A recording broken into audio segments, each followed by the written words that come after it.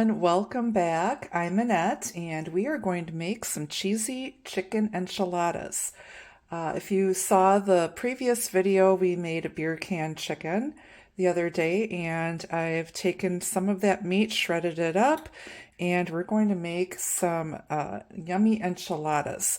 The first thing you want to do is preheat your oven to 350 degrees, and then you want to spray your casserole dish with some olive oil or other cooking spray. Just lightly oil it. And then we're going to make the enchilada sauce. My parents ran a Mexican restaurant and bar for many, many years. Unfortunately, I do not have any of my dad's recipes, which he got from my grandmother. I believe one of my relatives may have stolen the master cookbook. But anyway, I've watched my father make enchilada sauce, both from scratch, but I like to use this, especially if you're on a tight budget. This has no MSG or, any fake ingredients in it. And so you're going to make it according to the package. You're going to need 6 ounces of tomato paste, which I have here that I saved from another recipe, and some water and some enchilada sauce mix. And this particular brand is one of the most authentic you can find. So I'm going to make my sauce first. Okay, while I'm doing my sauce, this has to come up to a boil with an occasional stir, and then it has to simmer for 15 minutes. So while this is starting, and if you're good at multitasking, go ahead and start making your chicken filling. In this bowl, I have 4 ounces of light cream cheese. It's also known as Neufchâtel cheese.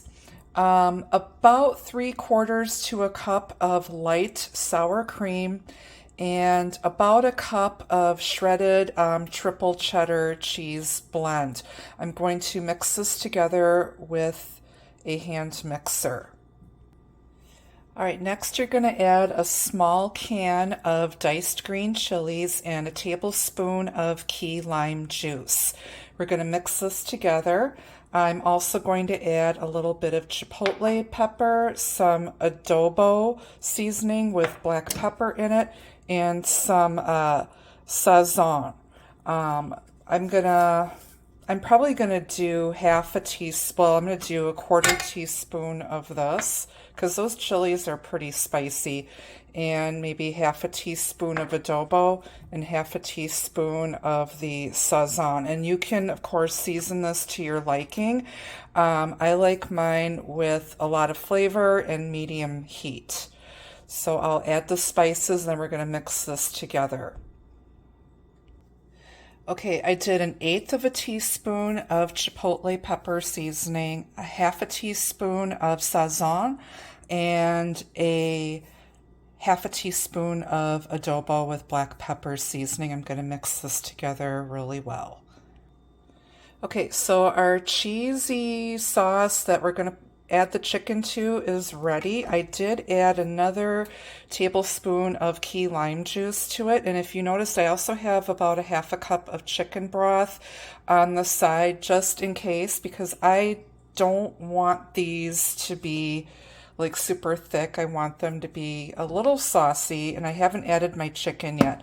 So I'm gonna go ahead and add my chicken and mix this up really well. And if we need to add some chicken broth to thin it out, we can do that. If not, then we're good to go. Okay, our chicken filling is ready. I used about 2 cups of shredded cooked chicken. You might need to use a little bit more, but it's like nice and thick, but it's still creamy.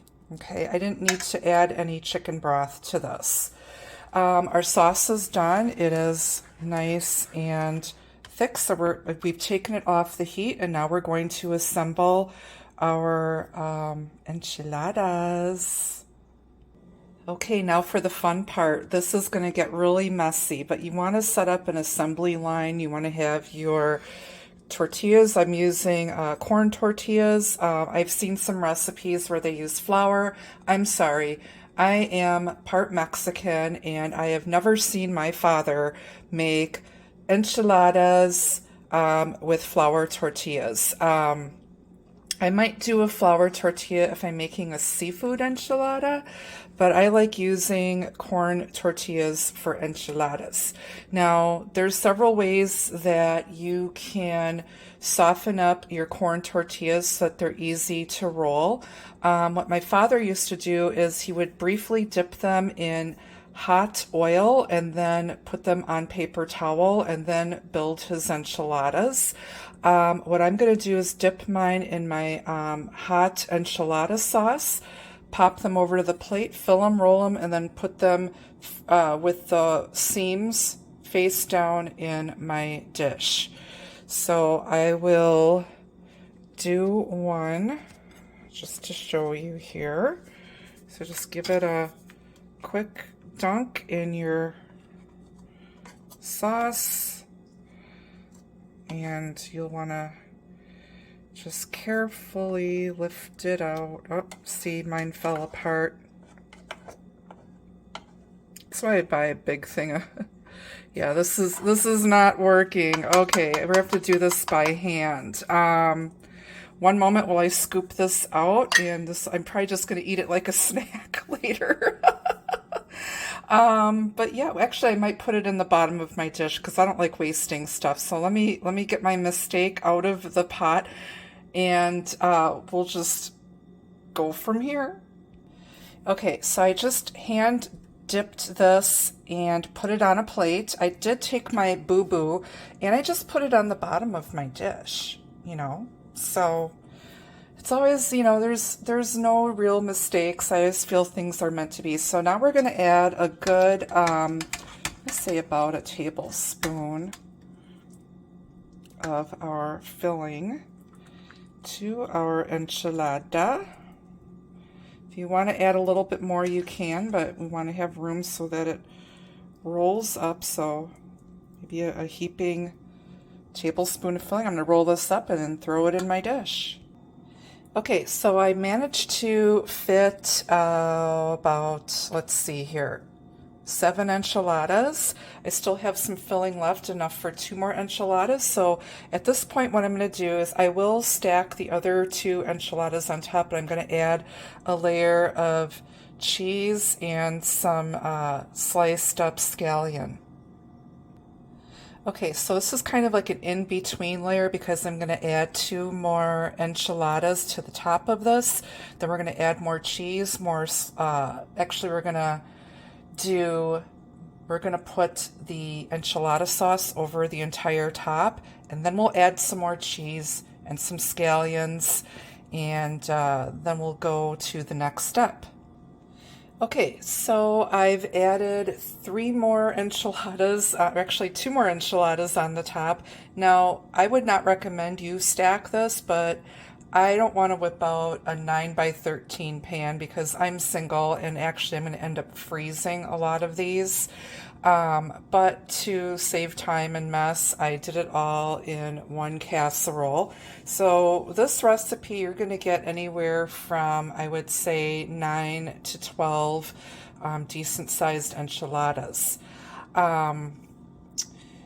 And so I covered it with the rest of my enchilada sauce, added some more cheddar cheese and sliced up scallions. And now I've greased my aluminum foil. I'm going to cover this with foil. I use some nonstick cooking spray so that the cheese doesn't stick to the foil when I take this out of the oven. This is going to go in a preheated 350-degree oven for about, I'm going to say 45 to 55 minutes until everything is hot, cooked through, and nice and bubbly. Okay, I had these in my oven for 50 minutes. They are amazing. They smell amazing. They look good. I'm going to leave these stand for a few minutes, and while they're standing, I'm going to mix up some lime crema, which is basically sour cream with some fresh lime juice and a pinch of garlic mixed together. And you can also top this with some additional chopped green onion, cilantro, some shredded lettuce, tomato, and your favorite salsa or hot sauce. Make this recipe, let me know what you think, and thanks so much for watching. Enjoy!